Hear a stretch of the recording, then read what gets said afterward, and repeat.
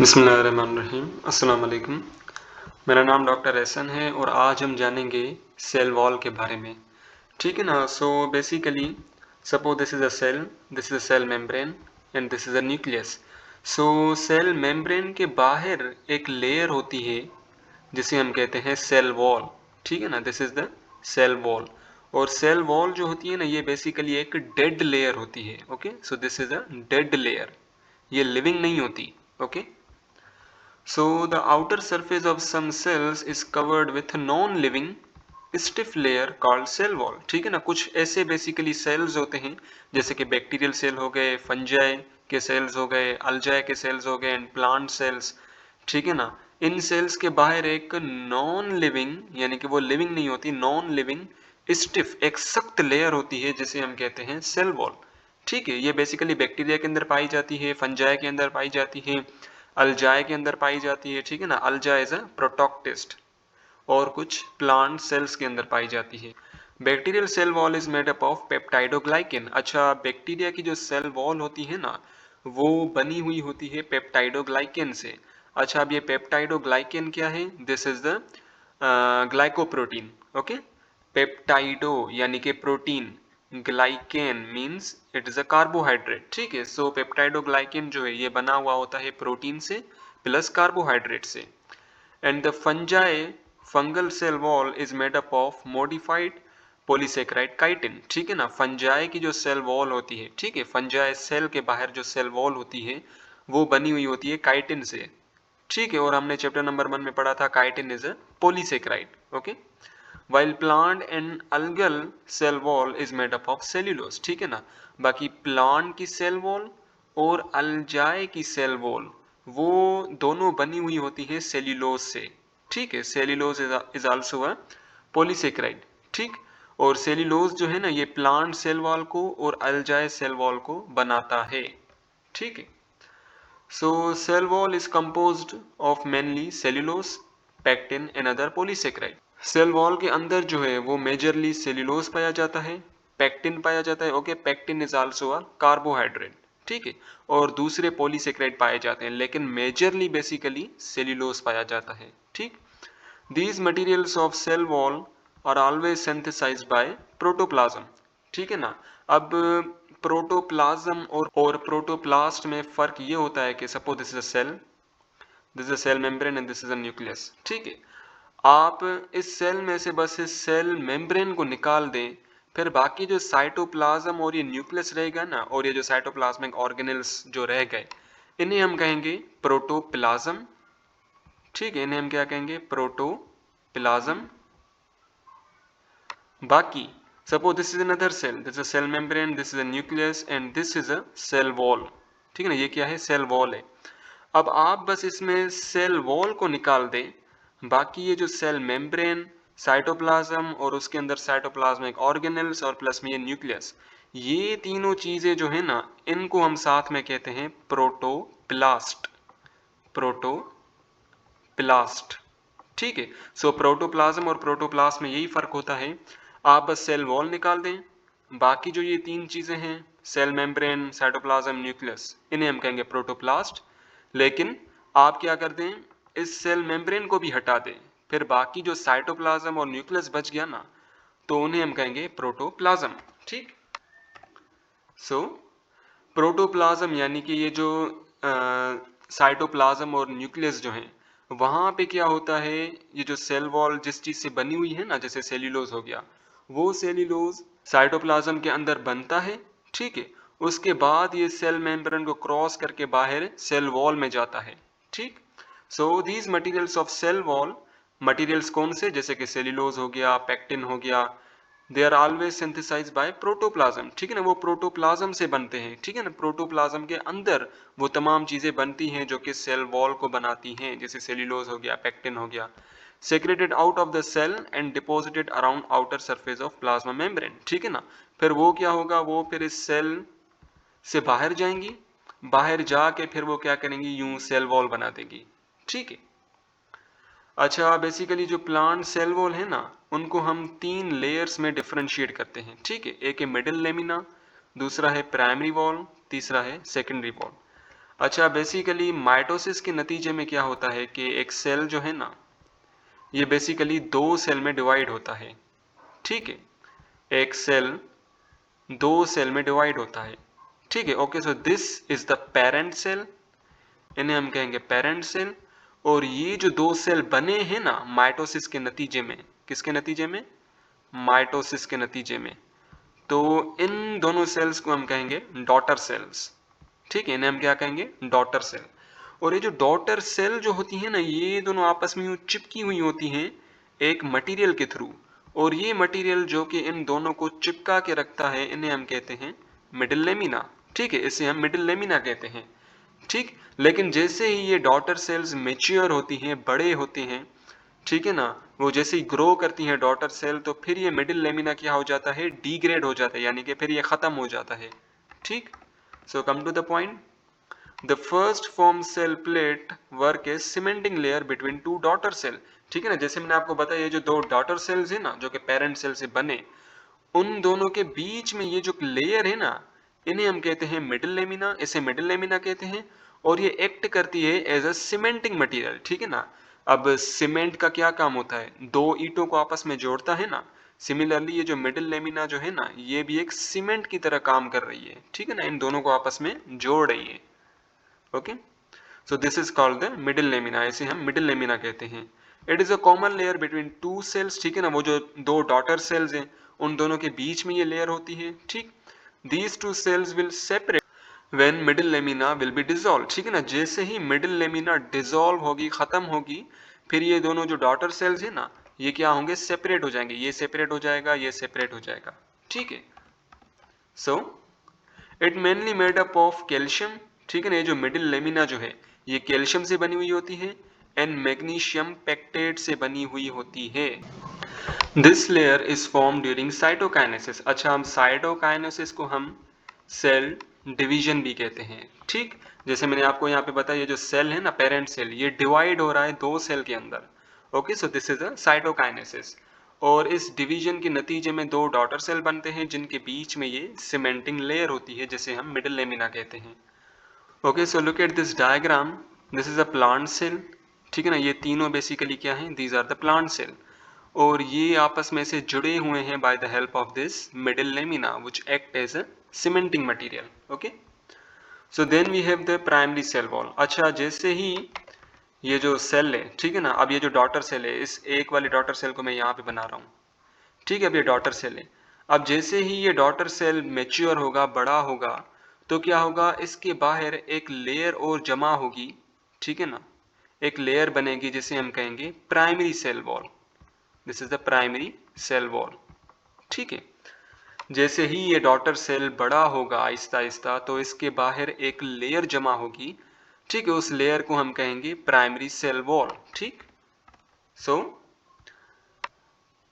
Primary layer of cell wall is the first product of cell. ठीक है, अब जैसे ही वो डॉटर सेल जो वो बेसिकली सेपरेट हो जाती हैं, उसके बाद जो सेल का जो फर्स्ट प्रोडक्ट है ना, this is the primary cell wall. Okay, so primary cell wall is the first product of cell. The material of primary layer is synthesized by protoplast. ठीक है ना, अब जैसे मैंने आपको बताया था, प्रोटोप्लास्ट तीन चीजों से बना हुआ होता है। सेल मेम्ब्रेन, साइटोप्लाज्म, और उसके अंदर जो मटेरियल्स आ गए, साइटोप्लाज्मिक ऑर्गेनेल्स आ गए, और तीसरा न्यूक्लियस। ठीक है, अब बेसिकली क्या होता है कि प्राइमरी सेल वॉल जिन जिन चीज़ों से बना हुआ होता है ना, वो तमाम चीज़ें जो है वो प्रोटोप्लास्ट के अंदर बनती हैं। ठीक है, वो तमाम चीज़ें प्रोटोप्लास्ट के अंदर बनती हैं। फिर जैसे ही वो बन जाती हैं ना, फिर वो सेल मेम्ब्रेन के बाहर यूं क्या होती हैं? ऐसे इकट्ठा होती हैं। ठीक है, ऐसे इकट्ठा हो के फिर वो प्राइमरी सेल वॉल बना देती हैं। ठीक, अच्छा, ये चीज़ भी आपने ध्यान में रखनी है कि जैसे ही डॉटर सेल सेपरेट हो गया और जब वो आहिस्ता आहिस्ता ग्रो कर रहा है, फिर भी उसके आउटर में मिडिल लेमिना होती है। ठीक है ना, लेकिन ये मिडिल लेमिना जो है इतनी ज़्यादा क्लियरली विजिबल नहीं होती और इतनी ज़्यादा डिस्टिंक्ट नहीं होती। ठीक है, इसलिए वो क्या होती है, कभी कभी डिसअपियर भी हो जाती है। ठीक, लेकिन बस आप इस चीज़ को छोड़ दें। ठीक है, आप बस इस चीज़ पे कंसंट्रेट करें कि प्रोटोप्लास्ट से बेसिकली प्राइमरी सेल वॉल के प्रोडक्ट्स बनते हैं। ठीक, प्राइमरी सेल वॉल जिन जिन चीज़ों से बनी हुई होती है, वो तमाम चीज़ें प्रोटोप्लास्ट के अंदर बनती हैं। फिर वो तमाम चीज़ें सेल मेम्ब्रेन के बाहर जाती हैं और प्राइमरी सेल वॉल को बनाती हैं। Okay, in young dividing and enlarging cells this layer remain thin and elastic। अब क्या होगा कि suppose this is a daughter cell, ठीक है, ये क्या है, this is the daughter cell. अब बेसिकली डॉटर सेल जो है ये अब साइज में ग्रो करेगी, ठीक है ना, ऐसे ग्रो होगी, ठीक है। अब जैसे जैसे ये साइज में ग्रो होगी तब ये जो प्राइमरी सेल वॉल जो है ना ये बेसिकली पतली होगी, ठीक है ना, थिन होगी और इलास्टिक होगी, यानी कि उसमें खिंचाव होगा। लेकिन जैसे ही ये डॉटर सेल अपनी फुल मेच्योरिटी पे पहुंच जाएगी, जब ये फुल मेच्योर हो जाएगी ना, फिर ये जो प्राइमरी सेल वॉल जो है ये सख्त हो जाएगी, रिजिड हो जाएगी और ये फिर इलास्टिक नहीं रहेगी, ठीक है। वंस अगेन, डॉटर सेल जैसे ही ग्रो हो रहा था, इनलार्ज हो रहा था, जैसे ही साइज में बड़ा हो रहा था, जब वो अपनी फुल मेच्योरिटी तक नहीं पहुंचा था तब क्या हुआ था कि उसकी जो प्राइमरी सेल वॉल है ना वो पतली थी, ठीक है, वो पतली भी थी और इलास्टिक भी थी, यानी कि उसमें खिंचाव मौजूद था। लेकिन जैसे ही डॉटर सेल अपनी फुल मेच्योरिटी तक पहुंच जाती है, ठीक है ना, उसके बाद फिर वो ग्रो नहीं करती, साइज में बड़ी नहीं होती, तो उसके बाद क्या होता है कि ये जो प्राइमरी सेल वॉल जो है ना वो फिर रिजिड हो जाती है, सख्त हो जाती है, ठीक है, और वो नॉन इलास्टिक हो जाती है। So come to the point, यहाँ पे यही लिखा हुआ है।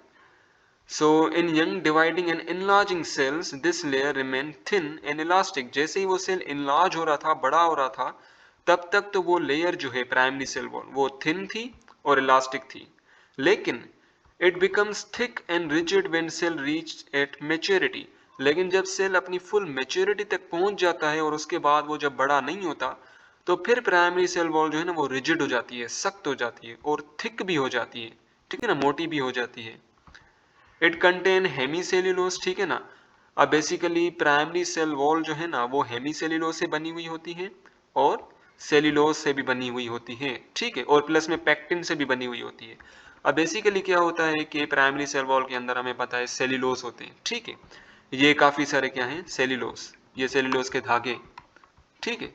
अब सेल्यूलोज जो है ना, so suppose this is cellulose, ये सेल्यूलोज है, और दो सेल्यूलोज को आपस में जोड़ने का जो काम करता है ना डेट इज द हेमीसेल्यूलोज, ठीक है।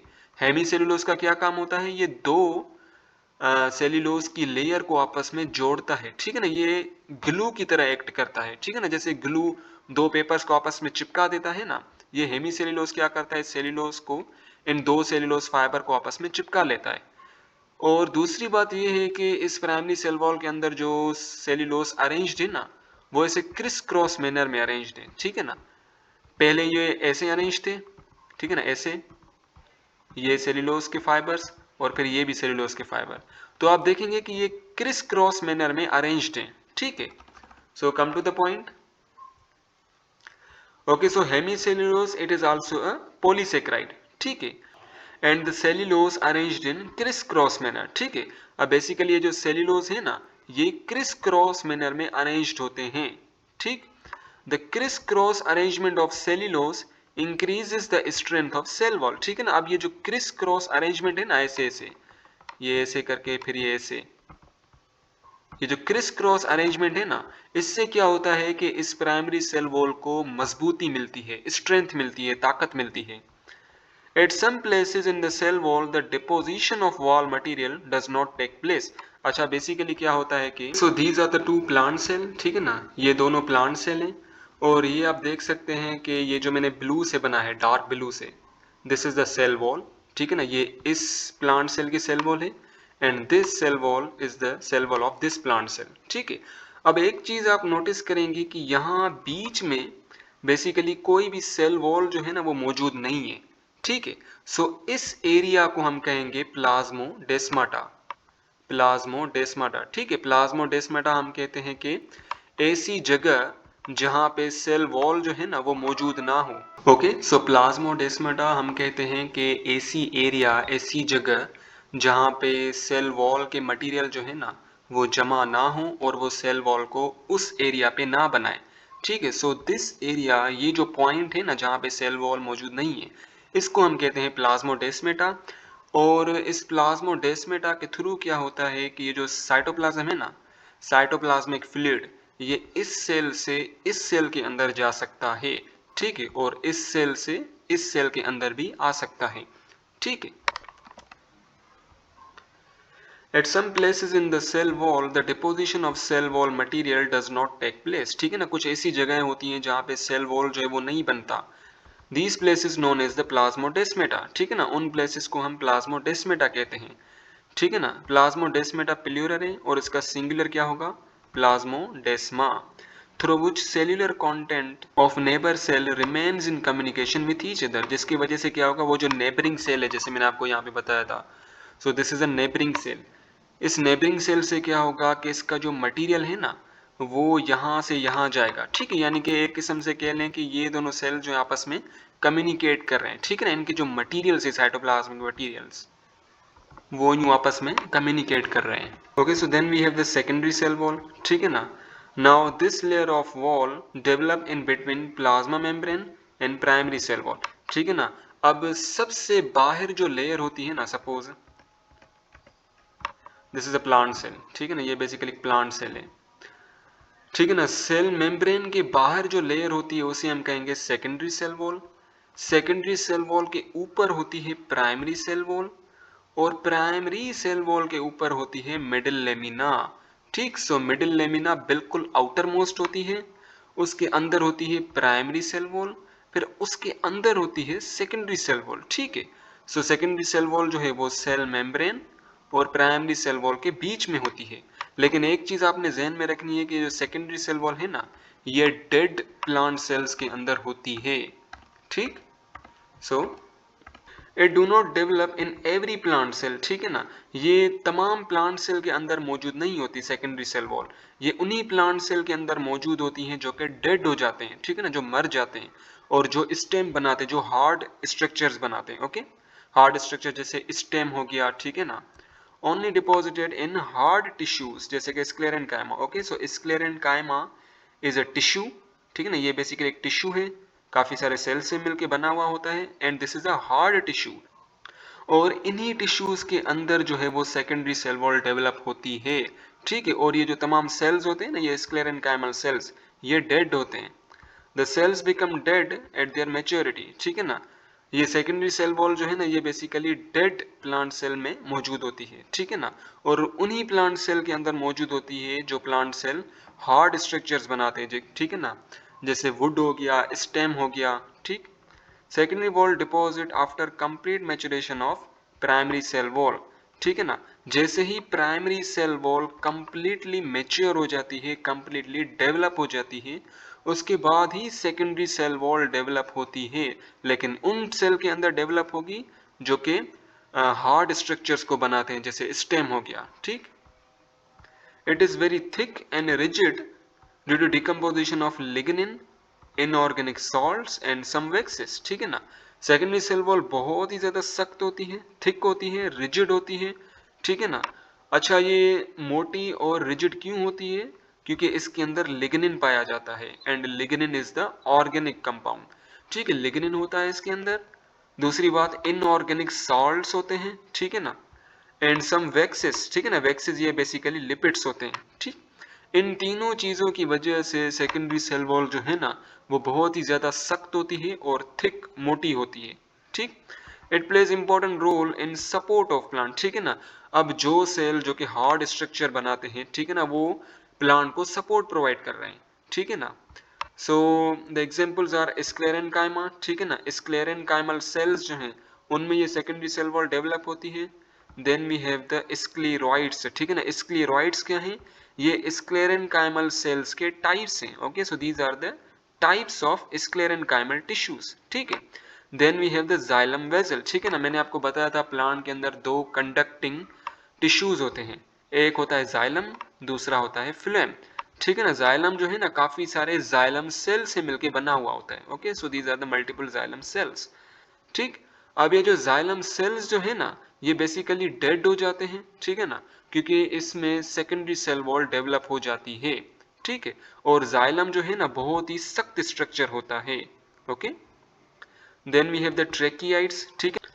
और ट्रेकियाइड्स जो है ना ये बेसिकली जाइलम वेजल की ही टाइप है, ठीक है ना। ऐसे समझ ले tracheid is a type of a xylem, ठीक है ना। ये जाइलम का क्या है, एक टाइप है, ठीक। Which contain secondary cell wall, और इन तमाम चीज़ों के अंदर, इस स्क्लेरॉइड के अंदर, जाइलम वेसल के अंदर, ट्रेकियाइड के अंदर, ट्रेकियाइड जो कि एक जाइलम ही है, ठीक है ना, इन तमाम के अंदर सेकेंडरी सेल वॉल मौजूद होता है। Now let's come to the function of cell wall. Cell wall के काम क्या क्या हैं, ठीक है ना। ये बेसिकली दो इंपॉर्टेंट फंक्शन जो इसको परफॉर्म करता है। सबसे पहले तो ये मैकेनिकल सपोर्ट प्रोवाइड करता है, ठीक है ना, ये बेसिकली हमें सपोर्ट प्रोवाइड करता है। And cell wall gives definite shape and protection to cell, ठीक है ना। सेल वॉल जो है वो प्लांट सेल को प्रोटेक्शन प्रोवाइड करती है, ठीक है ना, प्लांट सेल की हिफाजत करती है। एंड गिव डिफाइनाइट शेप, ये जो आप प्लांट सेल का जो शेप देखते हो ना, ये just because of cell wall की वजह से है, ठीक है ना। सेल वॉल जो है वो प्लांट सेल का शेप भी बनाती है। ओके, इट एक like a skeletal framework of plants, particularly in vascular plant, ठीक है ना। अब बेसिकली ये जो है एक्ट करिए एज ए स्केलेटल फ्रेमवर्क, मतलब कि ये एक पार्टिकुलर स्ट्रक्चर प्रोवाइड कर रही है, शेप प्रोवाइड कर रही है प्लांट सेल को, पार्टिकुलरली इन वेस्कुलर प्लांट्स, ठीक है ना। वेस्कुलर प्लांट्स वो प्लांट्स होते हैं जिसके अंदर जाइलम और फिलोयम वेजल्स होते हैं, ठीक। Secondly being hydrophilic in nature, अच्छा ये चीज भी अपने जहन में रखनी है, plant cell wall is a hydrophilic in nature, ठीक है ना, ये पानी से मोहब्बत करता है। And is capable of imbibing water, ठीक। अच्छा ये जो प्लांट सेल वॉल जो है ना, ये पानी को क्या करती है, चूसती है, एब्जॉर्ब करती है, और इसको रिटेन करती है, यानी कि स्टोर करके रखती है, ठीक है ना। So this is the imbibing. So plant cell wall जो है पानी को इम्बाइब करती है, यानी कि उसको एब्जॉर्ब करती है। And thus helps in movement of water and solute towards protoplast, ठीक है, जिसकी वजह से क्या होता है कि प्लांट पानी जो है वो इजीली प्लांट सेल वॉल से गुजर के प्रोटोप्लास्ट में चला जाए, ठीक है। प्रोटोप्लास्ट यानी कि ये जो तीन चीजों से मिलकर बना हुआ होता है, cell membrane, cytoplasm and nucleus. Okay, cell wall act as permeable structure, ठीक है ना। सेल वॉल जो है ना, ये एक परमिएबल स्ट्रक्चर है, यानी कि इसमें से पानी भी गुजर सकता है, इसमें से सोल्यूट भी इजीली गुजर सकता है।